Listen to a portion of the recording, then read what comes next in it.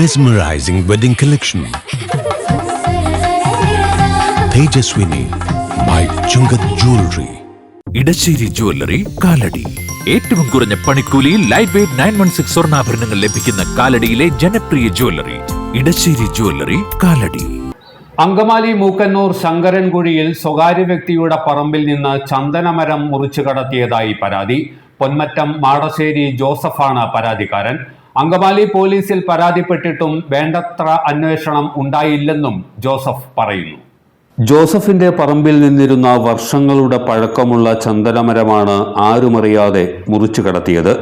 7 മീറ്ററോളം ഉയരമുണ്ടായിരുന്ന മരത്തിന്റെ കുറ്റി മാത്രമാണ് ഇപ്പോൾ അവശേഷിക്കുന്നത്.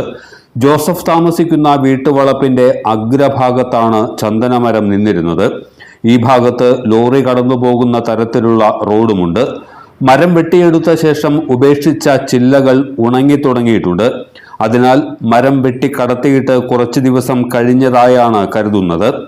മോഷണം സംബന്ധിച്ച് അങ്കമാലി പോലീസിലും അയ്യമ്പുഴ ഫോറസ്റ്റ് ഡിവിഷനിലും പരാതി നൽകിയിട്ടും അടിയന്തര നടപടികൾ ഉണ്ടായില്ലെന്നാണ് വീട്ടുകാർ പറയുന്നത്. ജൂണിൽ 15 മുതൽ 27 പരീക്ഷയുമായി ബന്ധപ്പെട്ട് ബാംഗ്ലൂർ പോയിക്കായിരുന്നു.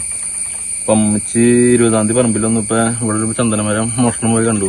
അതിനെ തുടർന്ന് 27 വന്ന് ഞാൻ അങ്കമാലി സ്റ്റേഷനിൽ ഒരു പരാതി നൽകുകയും അവരാ പരാതി ഏഴാറ്റം ഫോറസ്റ്റ് റേഞ്ചിലേക്ക് നൽകുകയും ചെയ്തു.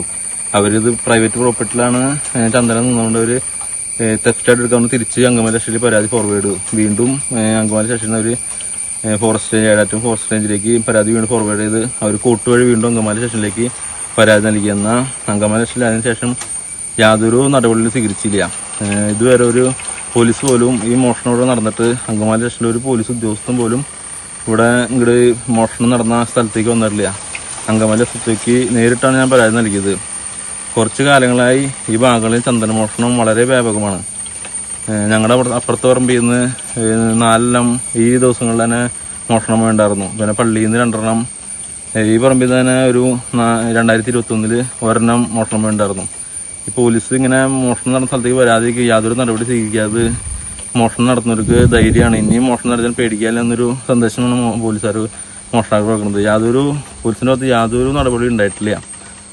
ഇത് ശരിക്കും മോഷണം പ്രോത്സാഹിപ്പിക്കുക ആ രീതിയിലാണ് പോകുന്നത്. പറമ്പിനോട് ചേർന്ന് പ്രവർത്തനരഹിതമായ ഒരു പാറമടയുണ്ട്.